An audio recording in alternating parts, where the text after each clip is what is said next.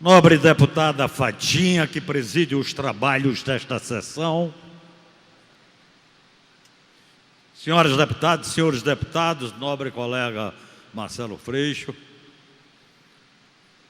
servidores desta casa, companheiros que ocupam as dependências da galeria, aqueles que nos assistem pela TV Alerj e aqueles que nos acompanham pelas redes sociais.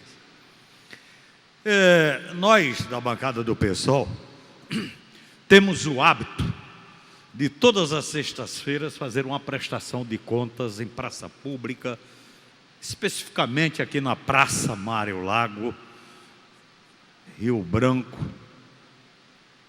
Rua São José, a confluência. E eu quero aproveitar hoje a oportunidade para fazer desta tribuna uma prestação de contas. Uma prestação de contas aos moradores da cidade do Rio de Janeiro, que têm suas moradias ao longo do trajeto da linha 4 do metrô.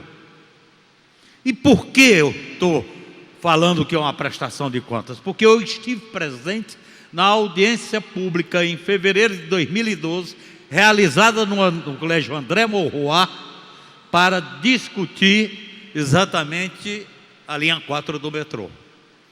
E nesta audiência pública estava presente as representações de todas as associações de moradores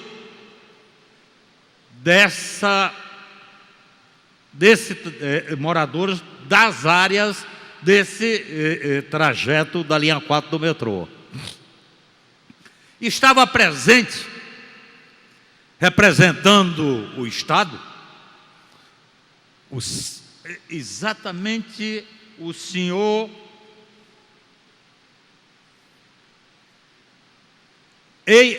chefe da Casa Civil, Regis Fischer. Estava presente o secretário de Transportes, Júlio Lopes. Estava presente também o presidente do metrô.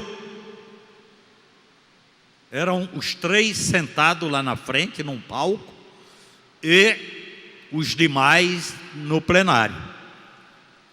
Inclusive, foi lido um parecer do Ministério Público contrário a tudo aquilo que estava sendo apresentado como maravilhas da construção daquela linha 4 do metrô. Por parte dos moradores, as representações, cada uma delas, muito bem municiadas, fundamentava as suas intervenções, inclusive utilizando a parafernália eletrônica utilizada pelo governo. O morador trazia o seu pendrive e pedia para colocar o pendrive, e mostrava exatamente que aquilo que estava sendo apresentado, mostrado como vantagens para a região da linha 4 do metrô, não correspondia de forma alguma à verdade, principalmente no atendimento das necessidades básicas dos usuários de transporte daquela região.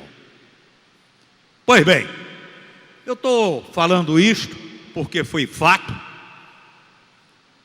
Esta audiência pública no André Maurois começou cerca de 8 horas da noite, foi até 2 horas da manhã. Às 2 horas da manhã do dia seguinte, esse cidadão, Regis Fischer, levanta-se, depois de ter ouvido todas as intervenções dos moradores do Ministério Público contrários, simplesmente ele disse: ouvi a todos, mas o que vai ser executado mesmo é o projeto do governo. Quer dizer, desconsiderou todas as intervenções dos moradores, das áreas lindeiras do trajeto, e passou por cima. Ou seja, a audiência pública ela foi feita única e exclusivamente para atender uma exigência da lei, que no caso teria que existir uma audiência pública para ser ouvido os moradores da região. E aí, veja bem, né, eu fico vendo as coisas. A obra do metrô, o valor inicial dela, ora, como é que acontecia as coisas no governo Cabral. A obra do metrô inicialmente estava prevista no seu orçamento de ser gasto 5 bilhões de reais. Sabe hoje quanto que significa essa importância? Ela se multiplicou por um número X, que hoje simplesmente ela está em torno de 30 bilhões de reais. Quer dizer, de 5 bilhões para 30 bilhões, vocês vejam que é uma diferença muito grande. E na obra de engenharia, não se permite, por exemplo, você fazer uma avaliação desse tipo. Não se permite. Você tem o projeto nas suas mãos e em cima desse projeto você faz exatamente a avaliação dos custos para você chegar no orçamento. É claro que pode não ser exatamente exato, mas a diferença geralmente está entre 5% e 10%. Aqui não. Aqui hoje, inclusive com os recursos que foram tomados de empréstimo, inclusive de bancos, somado com aquilo que foi investido na obra, é cerca de 30 bilhões de reais. É o total. É o total. Aí eu estou vendo aqui, eu faço questão, porque o seu Regis Fritzl foi hoje preso na operação da Polícia Federal denominada Sexta Fini. E o que acontece? Com ele também foi preso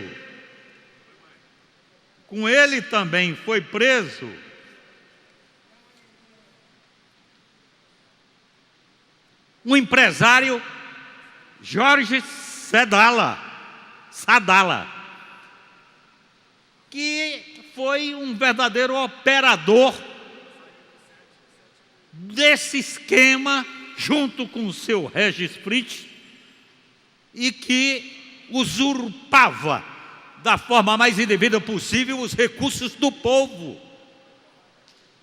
E olha, eu vou só ler para vocês a evolução dos bens. Deputado.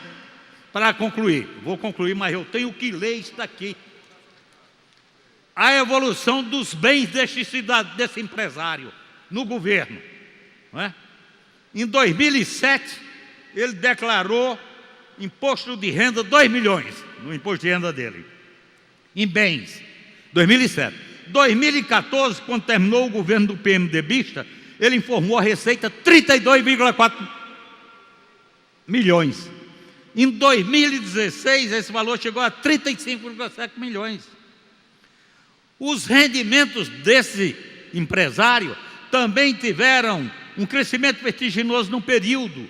Enquanto em 2007 ele declarou ter recebido 790 mil, em 2012 o valor subiu para 11,5 milhões. O Ministério Público Federal pediu sua prisão porque identificou uma movimentação financeira atípica em 2016. Circularam em suas contas 15 milhões, enquanto ele declarou à Receita Federal vencimentos apenas de 186,5 mil. Então, ele simplesmente teve, na evolução dos seus bens, a multiplicação por 16 vezes. E por que isso acontecia? Acontecia exatamente por tipo de operações que eram realizadas pela administração do ex-governador Sérgio Cabral, onde realmente a coisa que mais fluía e com grande velocidade era exatamente a propinagem que se realizava nos dutos da propinagem. Então essa corrupção realmente tem que acabar, e eu concluo dizendo o seguinte: fiz questão de vir aqui e relatar esses fatos exatamente para dar uma satisfação aos moradores que bravamente estiveram e participaram com suas presenças na audiência pública no André Morroá, condenando contestando e de forma indignada, mostrando a sua discordância em relação àquilo que estava sendo definido e que foi imposto e empurrado de goela abaixo pelo governo Sérgio Cabral à época.